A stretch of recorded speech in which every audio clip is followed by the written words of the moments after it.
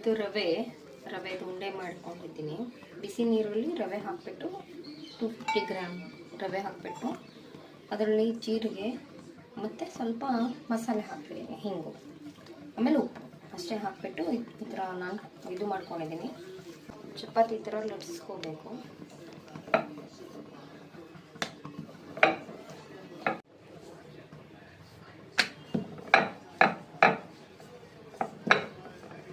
ಇದರಲ್ಲಿ ಬಟಾಣಿ ತೊಗೊಂಡಿದ್ದೀನಿ. ಅದು ಸ್ವಲ್ಪ ಬಿಸಿ ನೀರಲ್ಲಿ ಕುದಿಸ್ಕೊಂಡು ಬಾಯ್ಲ್ ಮಾಡ್ಕೊಂಡಿದ್ದೀನಿ. ಆಮೇಲೆ ಸ್ಮ್ಯಾಶ್ ಮಾಡಿದ್ದೀನಿ. ಇದರಲ್ಲಿ ಈರುಳ್ಳಿ ಮತ್ತು ಚೀಸು ಮತ್ತು ಉಪ್ಪು, ಖಾರ, ಸ್ವಲ್ಪ ಚಟ್ನಿ ಹಾಕಿದ್ದೀನಿ. ರೆಡ್ ಚಟ್ನಿ,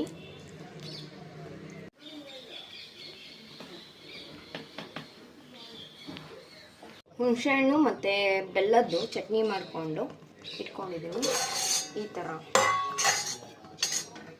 ನೋಡಿ, ಈ ಥರ ಇಟ್ಕೊಂಡಿದ್ದೀನಿ. ನಮ್ಮದು ಮಿನಿ ಪಿಜ್ಜಾ ಪಾಕೆಟ್ ರೆಡಿ ಆಗಿಬಿಟ್ಟಿದೆ. ಇದರಲ್ಲಿ ಸ್ವಲ್ಪ ಆಯಿಲ್ ಹಾಕ್ಕೊಂಡಿದ್ದೀನಿ. ಶಾಲೋ ಫ್ರೈ ಥರ ಆಗುತ್ತೆ.